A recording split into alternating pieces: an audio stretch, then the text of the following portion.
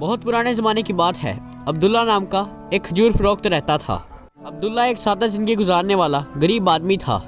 وہ دن رات محنت کرتا تاکہ اپنے گھر والوں کا پیٹ پال سکے۔ اس کی بیوی زہرا اور 2 بچے علی اور مریم ہمیشہ اس کے ساتھ تھے۔ عبداللہ کا دل بہت صاف تھا۔ وہ ہمیشہ سچ بولتا اور اپنے کام کو ایمانداری سے کرتا، لیکن اس کی زندگی آسان نہیں تھی۔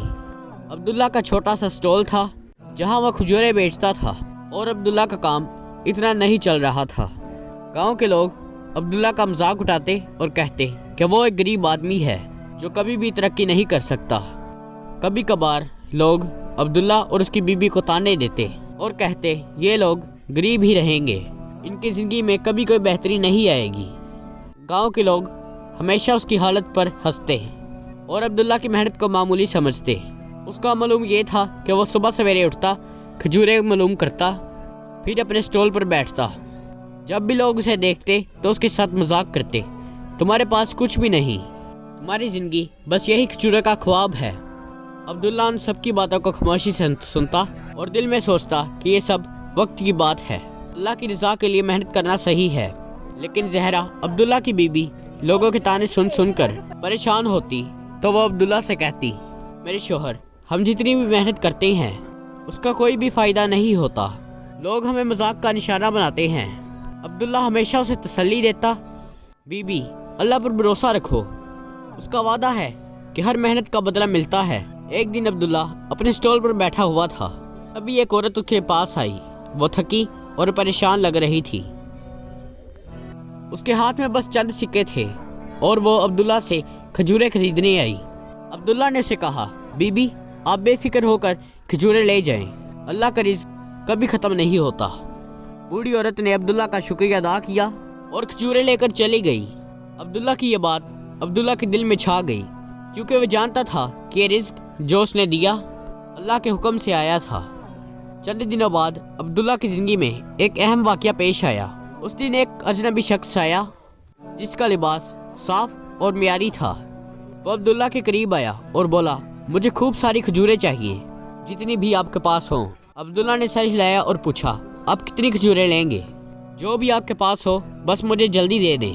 عبداللہ نے اسے کھجوریں دی اور جب اس نے پیسے دیے تو عبداللہ حیران رہ گیا۔ وہ پیسہ اتنا زیادہ تھا کہ عبداللہ نے کبھی اتنی رقم نہیں دیکھی تھی۔ وہ فوراً پیسوں کی تصدیق کرنے گیا اور تب اسے معلوم ہوا کہ یہ پیسہ اصل میں دردوفت تھا۔ اس کا دل دھڑکنے لگا۔ وہ جان گیا کہ اللہ نے اس کی محنت کا بدلہ دیا ہے۔ عبداللہ کی زندگی میں یہ بدلاؤ اس کے لیے ایک نئی امید کا پیغام بن کر آئی۔ وہ اب اپنے کاروبار میں زیادہ محنت کرنے لگا اور اللہ پر بھروسہ کرنے لگا۔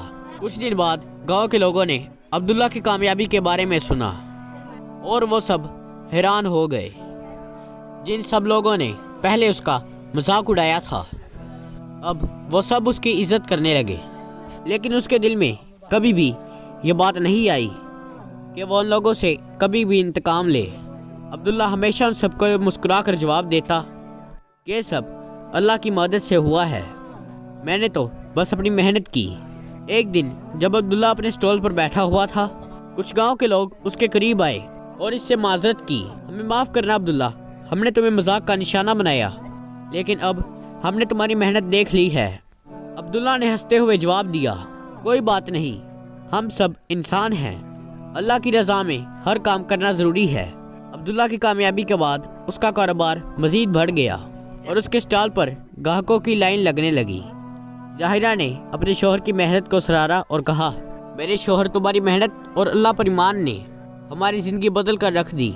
علی اور مریم جو بھی بچے تھے اب اپنے والد کی محنت کے قصے سنا کرتے تھے اور سمجھنے لگے تھے کہ زندگی میں کامیابی اور نعمتی اور سچائی ضروری ہے۔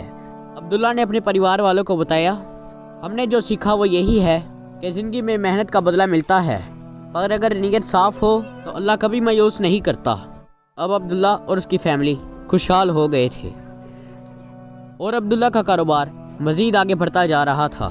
اس نے نئی دکان کھول لی اور غریبوں کی مدد کرنا شروع کی۔ آپ نے اس کہانی میں کیا سیکھا ہمیں ضرور کمنٹ میں بتائیں، اور اگر آپ کو ہماری ویڈیو اچھی لگی تو ہماری ویڈیو کو لائک کریں اور ہمارے چینل اردو اسٹوری کو ضرور سبسکرائب کریں اور بیل آئکن کو دبانا مت بھولیے گا تاکہ ہر آنے والی ویڈیو آپ تک ضرور پہنچے۔